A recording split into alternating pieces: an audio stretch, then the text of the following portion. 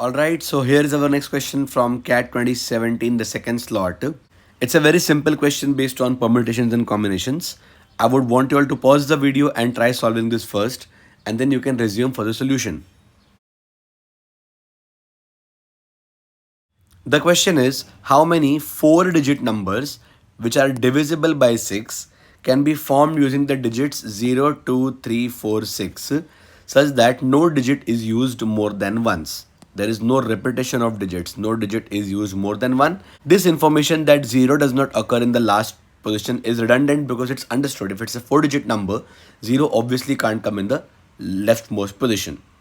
So let's look at the solution now. For a number to be divisible by 6, it has to be divisible by 2 as well as 3. 2 and 3. So firstly, the number has to be an even number. So it has to end with 0, 2, 4 or 6. And for the number to be divisible by 3, the sum of the digits should be a multiple of 3. So using 0, 2, 3, 4, 6, let's check the cases where the sum of the digits come out to be 3. You can have 0, 2, 4 and 6 where the sum will be 12. This is one possibility. Or you may have 0, 2, 3 and 4 where sum of the digits is 9.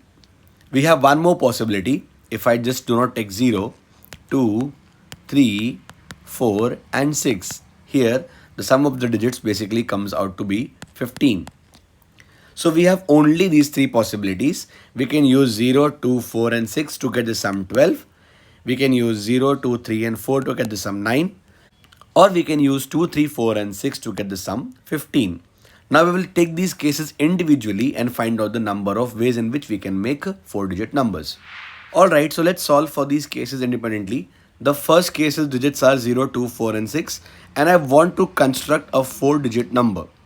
Now, since I want this number to be divisible by 2 also, I will have two possibilities.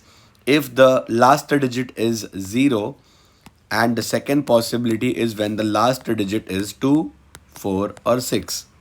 If the last digit is 0, I have only one such option for 0. Now the leftmost digit will have basically three options, 2 or 4 or 6. So three ways. After having filled the last and the first digit, I have two choices for the second digit from the left. And then only one option left for the third digit from the left or the one from the second from the right. So total numbers I can form in this case will be 3 into 2 into 1 into 1. That is basically 6. 6 numbers can be found. What if my last three digits are 2, 4 or 6? So I will have three choices. Now I can't put a 0 in this place, the leftmost place. So the leftmost place will be left with two choices. 3 for the rightmost place, 2 for the leftmost. And then I have two more digits which I can use for the second digit from the left. Now only one digit left which can be filled in the last remaining place. So 2 into 2 into 3, I can form 12 numbers using this case. The second case is when I'm using the digits 0, 2, 3 and 4.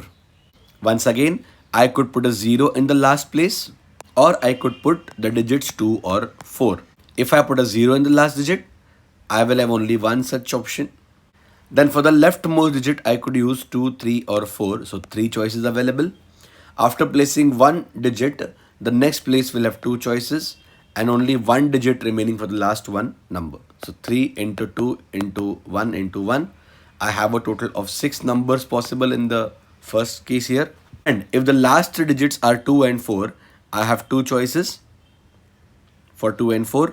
Now I can't put a 0 in the first place. So I again have two choices for the fourth or the leftmost digit.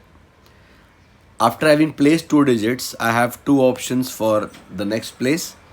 And this finally leaves only one choice for the last one digit remaining. So 2 into 2 into 1 into 2, I have a total of 8 possible numbers here. The last case would be to use the digits 2, 3, 4 and 6. In this, the last place could be filled by 2 or 4 or 6. I have three choices. After placing one digit in the rightmost place, the leftmost place can now be filled in three ways, right? Now two digits remain which I could utilize for the next place and only one for the last remaining place. So 3 into 2 into 1 into 3, I have a total of 18 ways to form the number here. So finally, I need to add all these possibilities. 6 here, then 12 here, then 6 here, then 8 here, and 18 here.